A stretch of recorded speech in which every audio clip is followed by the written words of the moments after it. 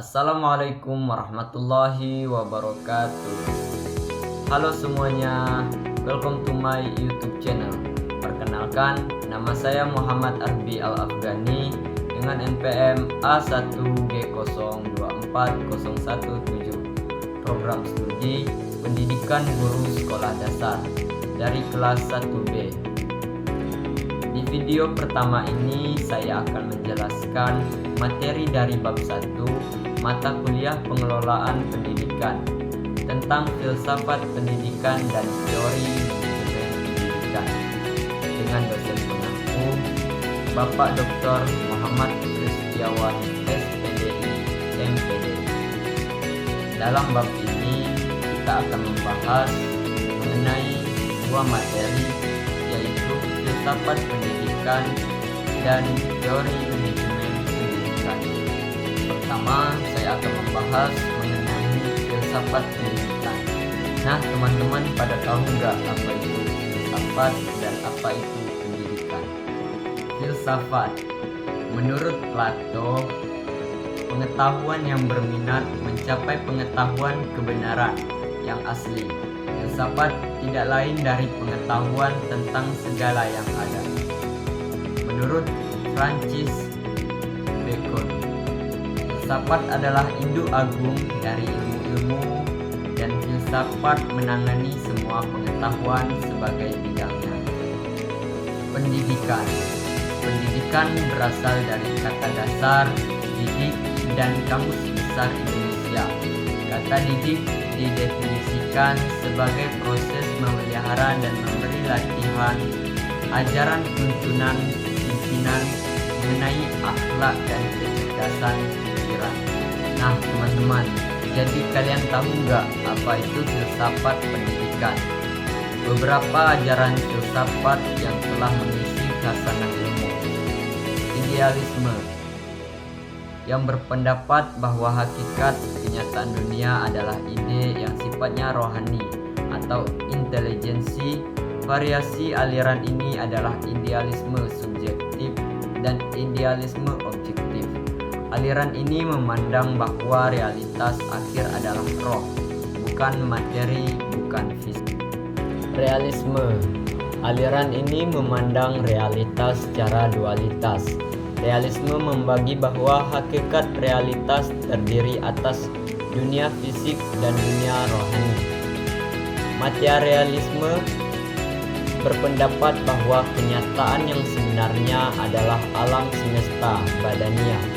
Aliran ini tidak mengakui adanya kenyataan spiritual.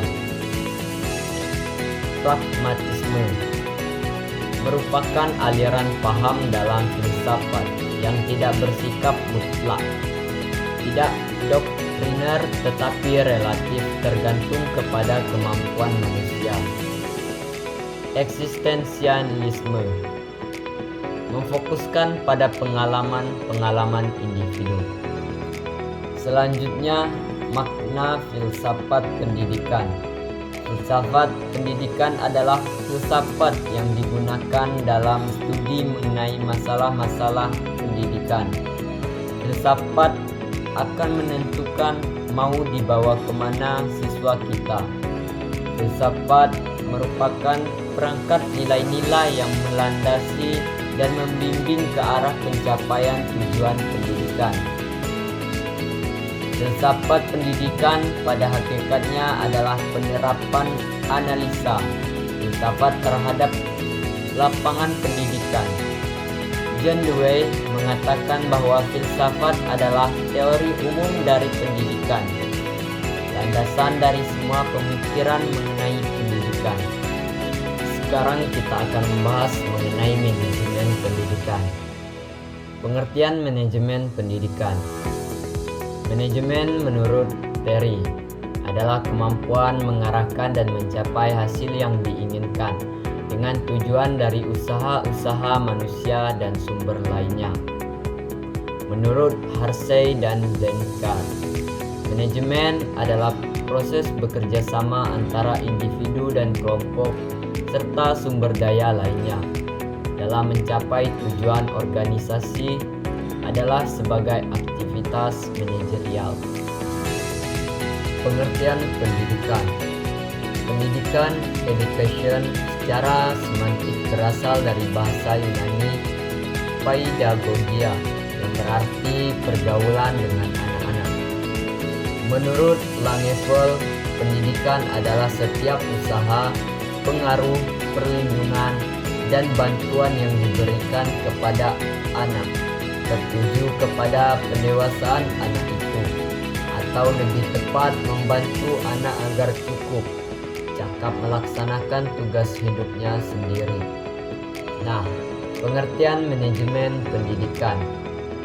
Menurut Purwanto, adalah semua kegiatan sekolah dari yang meliputi usaha-usaha besar seperti mengenai perumusan polisi, pengarahan usaha-usaha besar, koordinasi, konsultasi, korespondasi, kontrol perlengkapan, dan seterusnya, sampai kepada usaha-usaha kecil dan sederhana seperti menjaga sekolah dan sebagainya.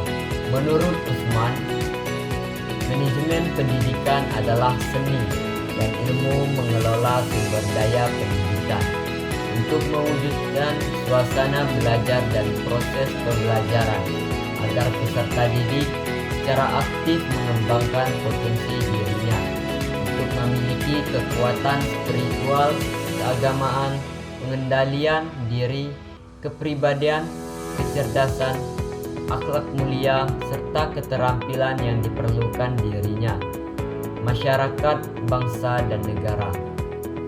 Menurut Nawawi, manajemen pendidikan adalah ilmu terapan dalam bidang pendidikan yang merupakan rangkaian kegiatan atau keseluruhan proses pengendalian usaha kerjasama sejumlah orang untuk mencapai tujuan pendidikan secara berencana dan sistematis yang diselenggarakan di lingkungan tertentu, terutama lembaga pendidikan formal.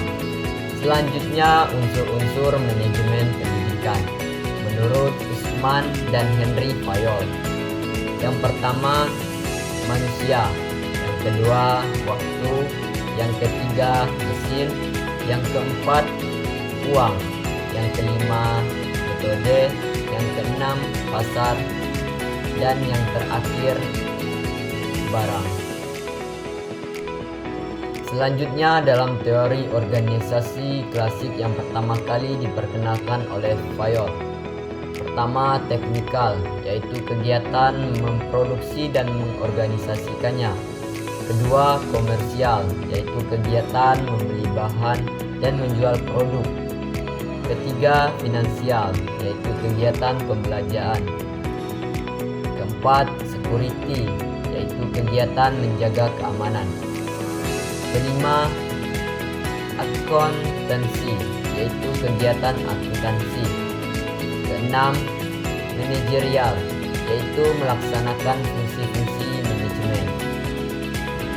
Selanjutnya, tujuan dan manfaat manajemen pendidikan menurut Kurniadin dan McKelly.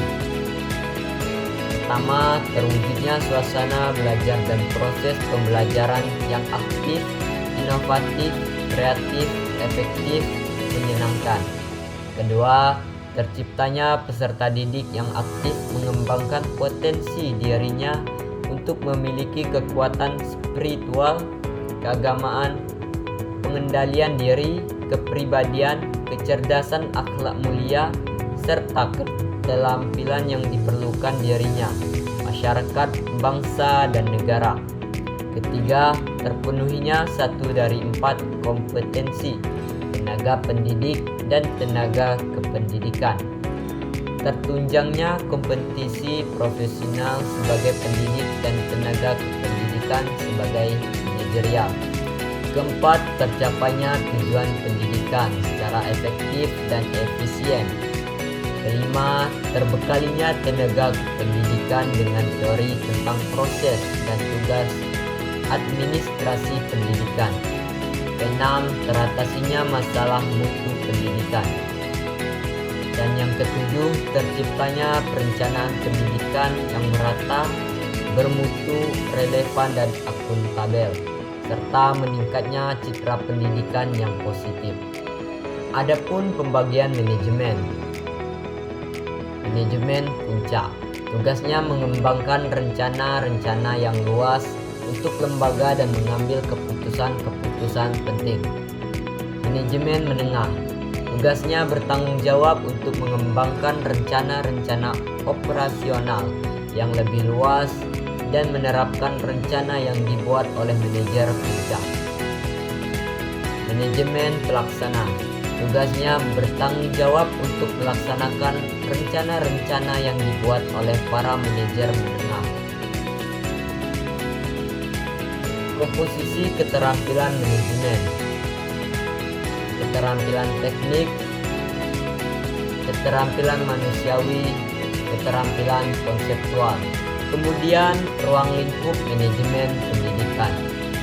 Menurut Baharudin, manajemen kurikulum merupakan seperangkat rencana dan pengaturan mengenai tujuan, isi, dan bahan pelajaran yang digunakan sebagai pedoman penyelenggaraan kegiatan pembelajaran dan mencapai tujuan pendidikan secara efektif dan efisien.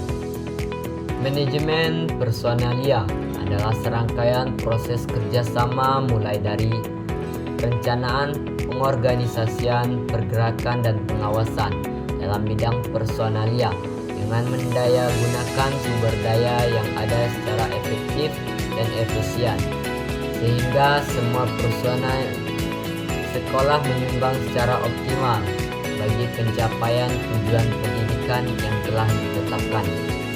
Manajemen peserta didik. Manajemen peserta didik merupakan upaya penataan peserta didik mulai dari masuk sampai dengan mereka lulus, dengan cara memberikan layanan sebaik mungkin pada peserta didik. Manajemen sarana dan prasarana merupakan suatu kegiatan bagaimana mengatur dan mengelola sarana dan prasarana pendidikan secara efisien dan efektif dalam rangka pencapaian tujuan yang telah ditetapkan.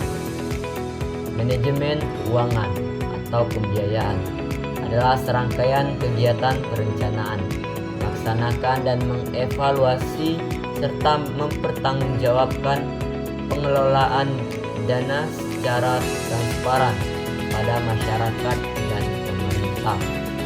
Manajemen administrasi yang berarti melayani, membantu atau mengarahkan. Manajemen humas merupakan fungsi manajemen yang diadakan untuk menilai dan menyimpulkan sikap-sikap publik, menyesuaikan polisi dan prosedur instansi atau organisasi untuk mendapatkan pengertian dan dukungan masyarakat. Manajemen layanan khusus adalah suatu usaha yang tidak secara langsung berkenaan dengan proses belajar mengajar di kelas, tetapi secara khusus diberikan oleh pihak sekolah kepada para siswanya agar mereka lebih optimal dalam melaksanakan proses belajar. Kemudian ada prinsip-prinsip manajemen pendidikan menurut Douglas. Pertama, memprioritaskan tujuan di atas kepentingan pribadi dan dari kepentingan mekanisme kerja. Kedua, mengkoordinasikan wewenang dan tanggung jawab. Ketiga, memberikan tanggung jawab pada personil sekolah hendaknya sesuai dengan sifat dan kemampuannya. Keempat, mengenal secara baik faktor-faktor psikologis manusia. Dan yang terakhir, relativitas nilai-nilai. Terima kasih telah menonton channel YouTube saya. Jangan lupa di like, comment, and subscribe. See you.